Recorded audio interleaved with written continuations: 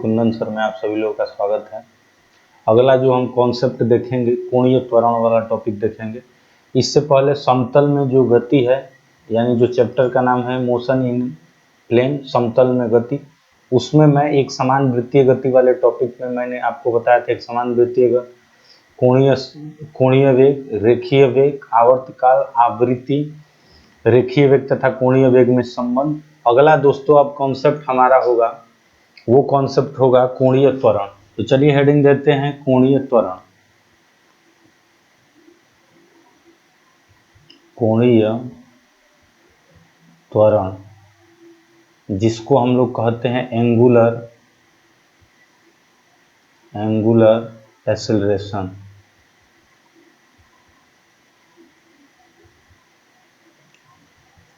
ठीक है, आप देख सकते हैं, थोड़ा सा ध्यान दीजिएगा यहाँ पर एंगुलर एक्सेलरेशन TION होता है। ठीक है दोस्तों, तो ये हो गया एंगुलर एक्सेलरेशन।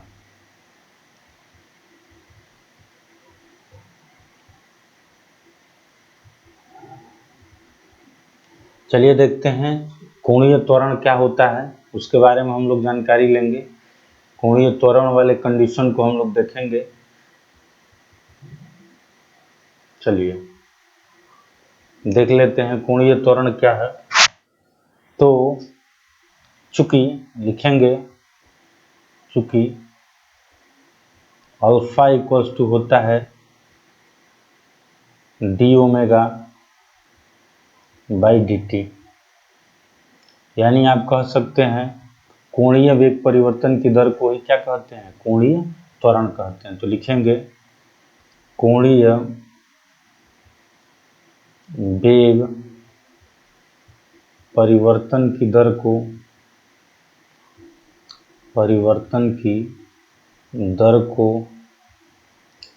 कोणीय त्वरण कहते हैं।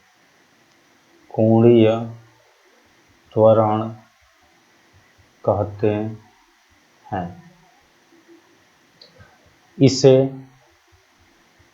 अल्फा से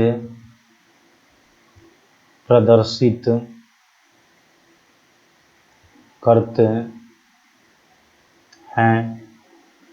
यह एक सदिश राशि है,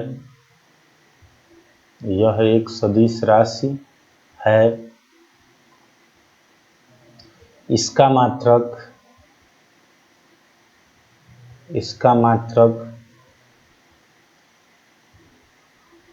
रेडियन प्रति सेकंड स्क्वायर होता है। ठीक है दोस्तों, इस बात को ध्यान रखिएगा कि अल्फा इक्वल्स टू होता है D omega by d T, यानी कोणीय वेग परिवर्तन की दर को ही क्या कहते हैं, कोणीय त्वरण कहते हैं। अगर थोड़ा सा इसको मॉडिफाई रूप में करना हो और तो आप कर सकते हैं कि चूंकि अल्फा इक्वल्स टू क्या होता है दोस्तों, d omega by d t, और कॉन्सेप्चुअली आप ध्यान जानते ही हैं कि d upon d t of omega equals to क्या होता है, d theta by d t. क्योंकि आपको पता होना चाहिए कि चूंकि जो कोणीय वेग ओमेगा होता है वो क्या होता है, d theta by d T, यानी कोणीय विस्थापन की दर को क्या कहते हैं, कोणीय वेग ओमेगा कहते हैं। इसलिए ओमेगा की जगह रखेंगे D theta by d T. जब मल्टीप्लाई होगा इसमें तो ये हो गया D square theta upon d T square. तो इस तरीके से आप कह सकते हैं कि एक रिलेशन हमें ये भी मिलता है, किसमें, कोणीय विस्थापन के टर्म में अल्फा इक्वल्स टू क्या होगा, D square theta by d T square. तो आप कह सकते हैं कि कोणीय वेग में अगर कोणीय त्वरण की अगर डेफिनेशन लिखनी हो तो alpha equals to d omega by d t. D omega क्या है, कोणीय वेग है, और डी टी को दर लिखिए। कोणीय वेग परिवर्तन की दर को क्या कहते हैं दोस्तों, कोणीय त्वरण कहते हैं। इसे अल्फा से प्रदर्शित करते हैं। अब चलिए कॉन्सेप्ट को देखेंगे। कोणीय त्वरण आप दोस्तों समझ चुके होंगे। आप अब आगे देखते हैं, अगला जो पॉइंट होगा हमारा रेखीय त्वरण तथा कोणीय त्वरण में संबंध। तो चलिए इसको हम लोग डिफाइन करते हैं, प्रूफ करते हैं। तो तो अगला जो हेडिंग होगा रेखीय त्वरण तथा कोणीय त्वरण में संबंध। तो चलिए मैं इसके लिए अलग कलर का यूज कर रहा हूं।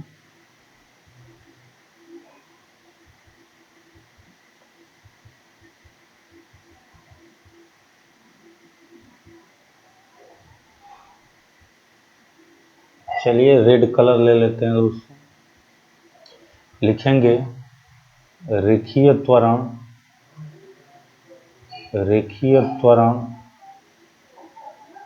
तथा कोणीय त्वरण में संबंध। कोणीय त्वरण में संबंध, ठीक है। अगर आप इसकी इंग्लिश लिखना चाहते हो, थोड़ी बहुत जानकारी होना जरूरी है। रिलेशन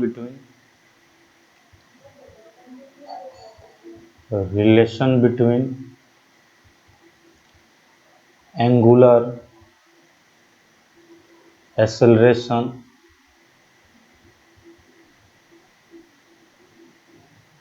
एंड लीनियर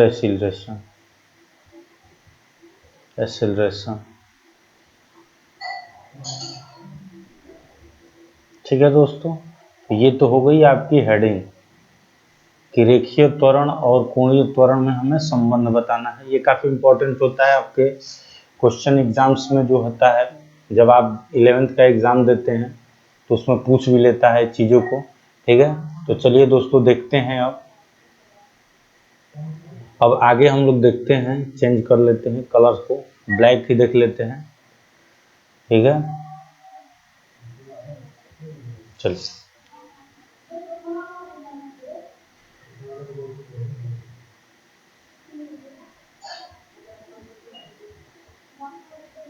चलिए अब आगे देख लेते हैं दोस्तों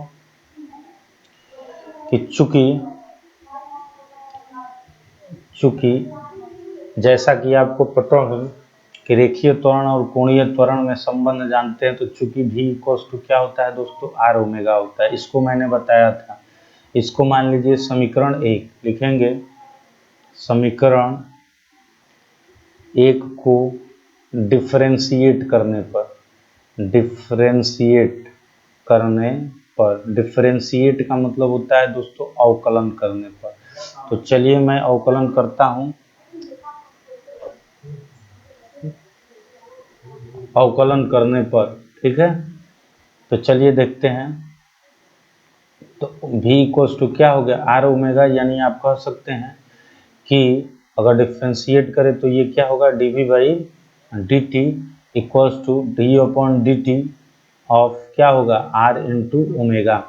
और जैसा कि आपको पता होना चाहिए कि आर तो कांस्टेंट है, और डिफरेंशिएट में जो चीज़ें कांस्टेंट होती है वो कहाँ आ जाती है दोस्तों, बाहर निकल जाती है। तो ये हो गया आर इंटू क्या हो गया, d omega by d t. तो ये हो गया dv by d t into r क्या हो गया, d omega by d t. अगर कंडीशन को देखा जाए तो dv बाई डी टी को क्या लिखते हैं दोस्तों, ए रेखीय त्वरण, और ये आर हो गया, और ये क्या हो गया दोस्तों, अल्फा। तो ए इक्वल्स टू क्या हो गया दोस्तों, आर अल्फा। तो यहाँ से ये चीज़ें प्रूफ हो गई। तो क्वेश्चन नंबर 2, अगर आपको कोई प्रॉब्लम आ रही हो तो आप लिख सकते हैं कि चूंकि ए इक्वल्स टू होता है dv बाई डी टी, यानी रेखीय वेग परिवर्तन की दर को रेखीय त्वरण कहते हैं, तथा अल्फा इक्वल्स टू होता है D omega by d T, यानी कोणीय वेग परिवर्तन की दर को क्या कहते हैं, कोणीय त्वरण कहते हैं। इस तरीके से दोस्तों ए और अल्फा में एक रिलेशन डेवलप हो गया है, ए इक्वल्स टू आर अल्फा। चलिए अब हम लोग आगे कंडीशन को देखेंगे। आप क्लियर हो चुका होगा, आपको चीजें क्लियर हो चुकी होंगी कि आखिरकार v बराबर आर ओमेगा वाले कंडीशन और ए इक्वल्स टू आर अल्फा मैंने बता दिया है कि रेखीय त्वरण और कोणीय त्वरण में क्या संबंध होता है। इस तरीके से दोस्तों आप चीजों को ध्यान रखिएगा। रेखीय त्वरण और कोणीय त्वरण में ये एक रिलेशन है। तो अब आगे हम लोग देखेंगे कंडीशन को। अब अगला जो है रेखीय त्वरण आ गया। चूंकि ये रेखीय त्वरण का मतलब एक रेखा में और अल्फा का मतलब होता है यानी कह सकते हैं कि जब कोई कण वृत्तीय पथ पर घूमता है तो उसके सेंटर की तरफ जो त्वरण पाया जाता है उसको क्या कहते हैं, कोणीय त्वरण कहते हैं, अल्फा। ठीक है, तो अब हम लोग देखेंगे आगे की तरफ। अब कंडीशन को ये देखेंगे, ए इक्वल्स टू आर अल्फा तो हो गया। अगला जो हमारा टॉपिक होगा वो होगा दोस्तों अभिकेंद्र त्वरण, जो कि काफी इंपॉर्टेंट होता है, काफी इंपॉर्टेंट होता है। तो चलिए अगला हम लोग टॉपिक देख लेते हैं, अभिकेंद्र त्वरण। अभिकेंद्र त्वरण, अभिकेंद्र त्वरण क्या बोलते हैं दोस्तों, अभिकेंद्र, अभिकेंद्र त्वरण यानी सेंट्रीपिटल एक्सीलरेशन।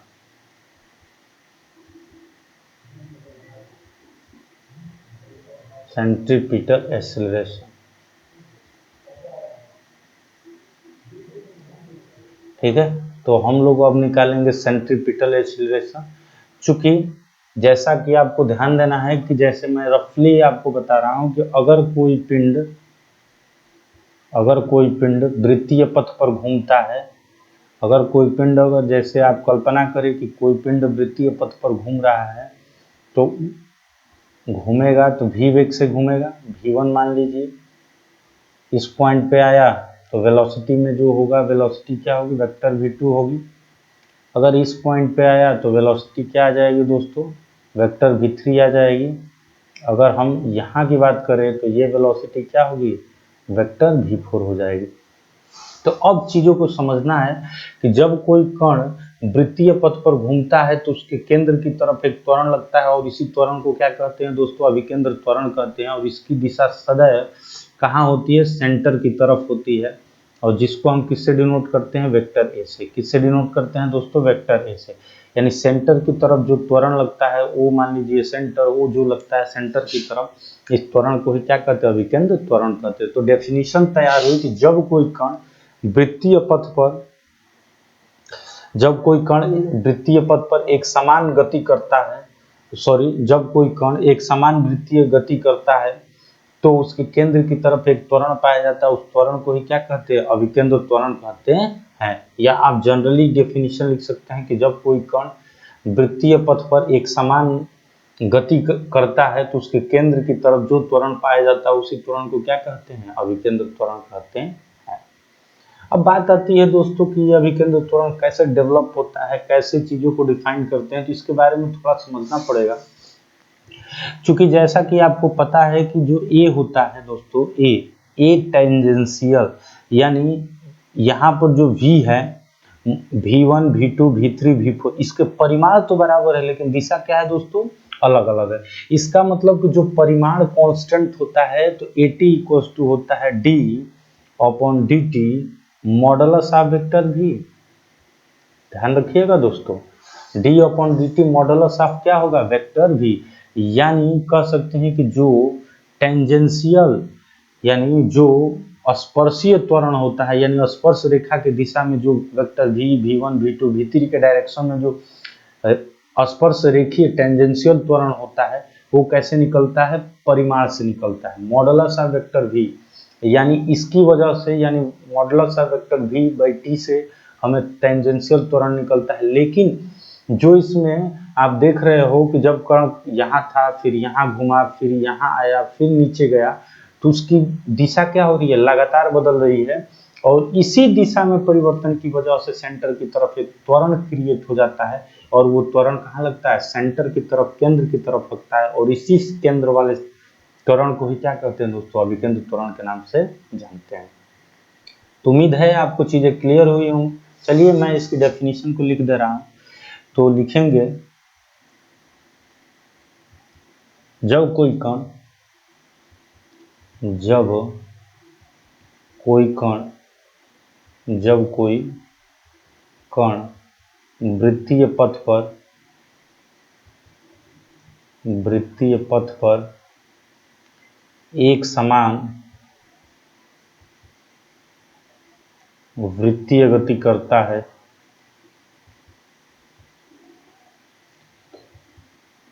करता है तो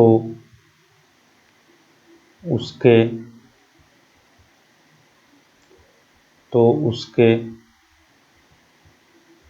केंद्र की ओर, उसके केंद्र की तरफ एक त्वरण, उसके केंद्र की तरफ एक त्वरण लगता है जिसे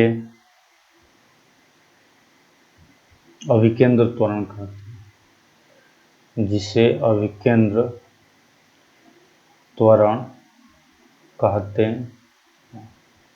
तो ध्यान दीजिएगा, इसे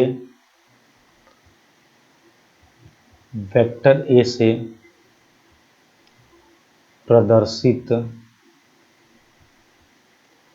करते हैं।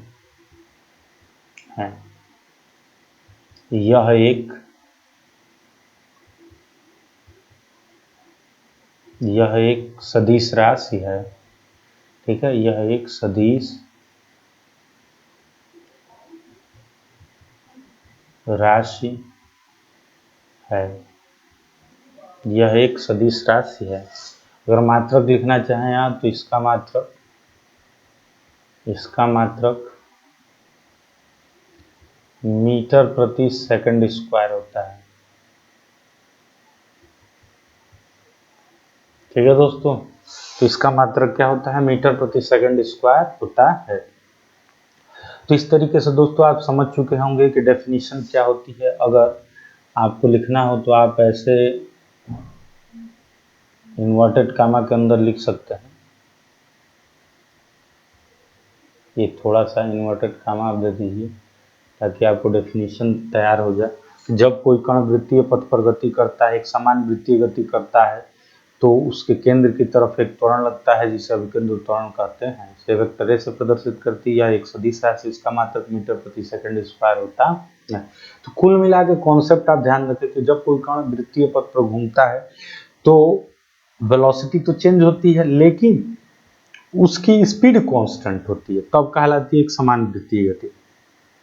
तो स्पीड जो कांस्टेंट होती है, जो स्पीड में कांस्टेंट होती है, समय के साथ साथ जो स्पीड में चेंजेस आते हैं, यानी जो स्पीड कांस्टेंट होती है, तो उस कांस्टेंट स्पीड की वजह से जो हमें एक्सेलरेशन प्राप्त होती है वो टेंजेंशियल त्वरण यानी स्पर्श रेखीय त्वरण प्राप्त होता है। और वेलोसिटी की डायरेक्शन यानी जो वेग है उसकी दिशा लगातार पॉइंट टू पॉइंट क्या होती है? बदलती रहती है।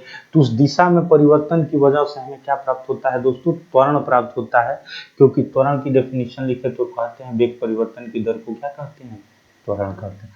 परिमाण तो कांस्टेंट है लेकिन डायरेक्शन बदल रही है, और इसी डायरेक्शन में बदलाव की वजह से सेंट्रीपिटल एक्सीलरेशन क्रिएट होता है, और जिसकी दिशा कहाँ होती है? सेंटर की तरफ होती है। तो दोस्तों यहीं तक हम अपने इस लेक्चर को रखते हैं। छोटे छोटे पार्टों में मैं पढ़ाने की कोशिश कर रहा हूँ आपको, लेकिन मैं एक एक टॉपिक को क्लियर कराता चलूंगा। थ्योरेटिकल जितने भी चीज़ों को क्लियर कराया जाएगा। एनसीईआरटी पैटर्न ही है, उसके बाद एनसीईआरटी से रिलेटेड जो न्यूमेरिकल क्वेश्चन है उनको भी मैं कराऊंगा। अब ये देखिए, मैंने यहाँ तक टॉपिक रखा, कुछ और भी हमें आपसे बात करनी है कि अब इसी चैनल पे जो फिजिक्स विद कुंदन सर है, इसी चैनल पे आपको मैथ भी पढ़ने को मिलेगा। जरूरत पड़े केमिस्ट्री, इंग्लिश वगैरह भी व्यवस्था की जाएगी, लेकिन फिलहाल मैथमेटिक्स भी आपको पढ़ाया जाएगा और इंग्लिश, दो चीज़ें ऐड की जाएगी। जरूरत पड़ेगी तो केमिस्ट्री भी आएगी, ठीक है। तो आपको इस चैनल पर धीरे धीरे ग्रो हो रहा है, चीज़ें सीखते हुए। देखिए, कोई भी चीज़ जब आप पहली बार करते हैं तो चीज़ें नहीं होती, लेकिन धीरे धीरे करते करते आप उससे रूबरू हो जाते हैं, चीज़ें आपको क्लियर होने लगती हैं आखिरकार कैसे चीज़ों को करना है। इस लॉकडाउन ने हमें बहुत कुछ सिखा दिया कि लॉकडाउन में आप एक ही पद्धति यानी ऑफलाइन पे ही नहीं रह सकते, आपको ऑनलाइन आना ही पड़ेगा, जो कि दोस्तों कोशिश हो रही है, एक छोटा सा प्रयास है आप तक पहुंचने के लिए। तो यहीं तक वीडियो को रहने देते हैं। अगर आपको ये वीडियो पसंद आया तो लाइक करें, सब्सक्राइब करो, ज़्यादा से ज़्यादा शेयर करें। Thanks, okay.